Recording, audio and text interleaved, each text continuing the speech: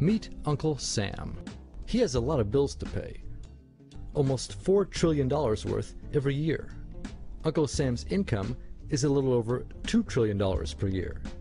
To make up the difference, the deficit, he does what most Americans do. He borrows money. When Uncle Sam takes out a loan, he calls it a bond. Bonds can be held by banks, investors, or even foreign governments. Uncle Sam has to promise to pay interest on these bonds, just as you do on any loan you take out. Ever think about paying your mortgage with your credit card? That's exactly what Uncle Sam does. He takes out new loans, new bonds, so that he can make payments on the old ones. All those loans, and especially all that interest, adds up. Right now, Uncle Sam owes about $14 trillion. To put that in perspective, 14 trillion is about the same as the national GDP, the total value of all the goods and services produced by the American economy in an entire year. It's such a huge amount of money that Uncle Sam is starting to run out of people to borrow from, and he's having trouble just paying the interest on his loans. The obvious solution would be to either cut spending or increase taxes. But if he cuts spending, the people that he's spending money on would complain that they don't have money to spend, and that he was hurting the economy.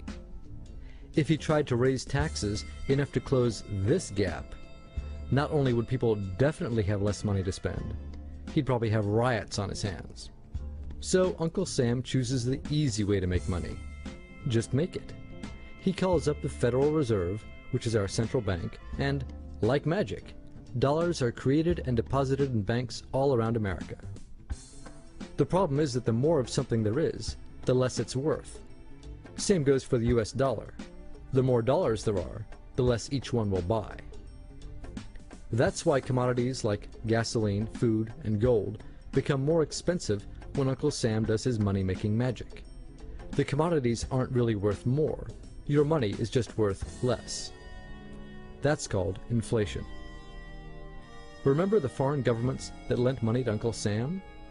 When they lent money to the American government, something interesting happened. It made the US look richer, and their countries look poorer. When a country looks poor compared to America, $1 of our money buys a lot of their money, so they can pay their workers only a few pennies a day. With such low labor costs, they can sell their products in America for lower prices than any American manufacturer can. The easiest way for American companies to compete is to move their factories overseas and pay their workers a few pennies a day too. This contributes to a recession. Americans lose their jobs, stop paying taxes, and start collecting government benefits like Medicaid and unemployment. This means that Uncle Sam has even less income and even more expenses. At the same time, the people who still have jobs are desperate to keep them, so they tend to do more work but not to get paid anymore. When your dollars are worth less, and you're not earning more of them, that's called stagflation. And this is why Uncle Sam is in a catch-22. He can't raise taxes or cut spending without making the recession worse. And he can't have the Federal Reserve create more money without making inflation worse. For now, he can keep borrowing money, but since he can't even pay the interest on the loans he already has, it just makes his inevitable bankruptcy even worse. Whether it's in 2 months or 2 years, the day will come when Uncle Sam can no longer pay his bills. When that happens, the banks, investors, and foreign governments who are counting on that money won't be able to pay their bills. You see, just like Uncle Sam, governments, banks, and corporations don't actually have much money. Mostly, all they have is debt to each other. If one link in the debt chain stops paying, defaults, the whole thing falls apart. If investors can't pay their bills, corporations won't be able to pay their employees.